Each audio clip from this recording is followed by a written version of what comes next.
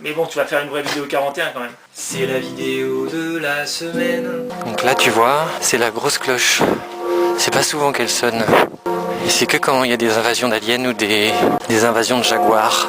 Je remarque d'ailleurs que sur le haut de la cloche, il y a un guépard. Ah.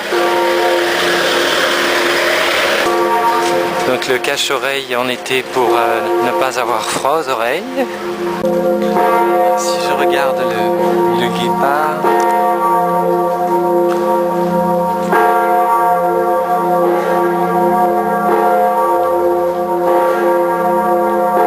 ou le lion, on aperçoit qu'il a les pattes vers l'eau, donc il fait beau. Quand il a le cul et la queue vers la rivière, c'est-à-dire dans l'autre sens, là-bas, c'est qu'il pleut, ou qu'on est sur le point de pleuvoir.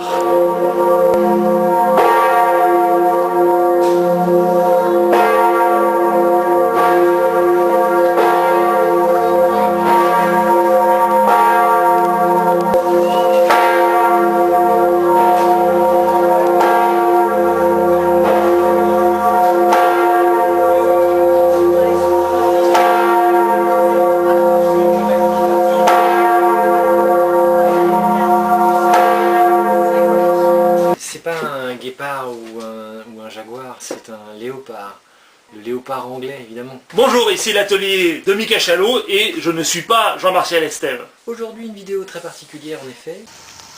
Donc pas en direct de l'atelier de Mika Chalot, cette vidéo au jardin public, sur une lecture et quelques autres surprises de Bilbo le Hobbit, avec la participation de Benjamin Chaminade, le grand consultant, qui est aussi à l'occasion mon cousin.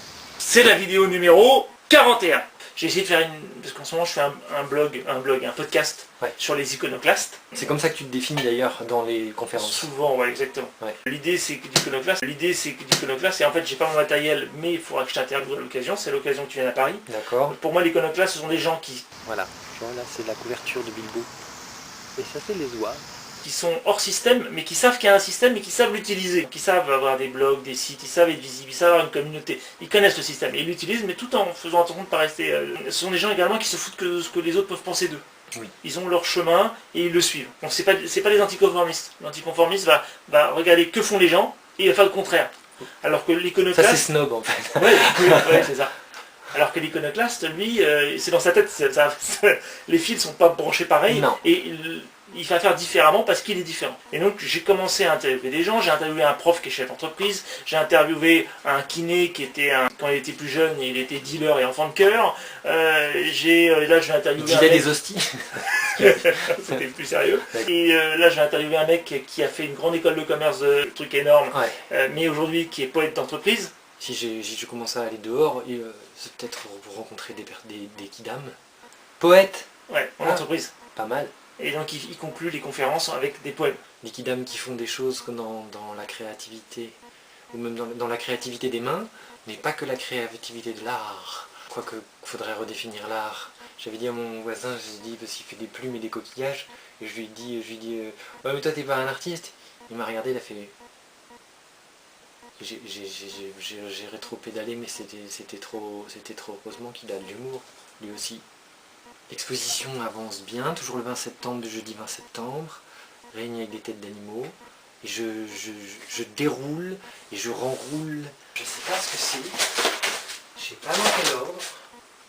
Ah oui, c'est dans l'autre sens. Et je redéroule et je renroule pour voir où je suis de ce que j'ai fait de ça remonte, pour avoir un point presse sur à peu près tout.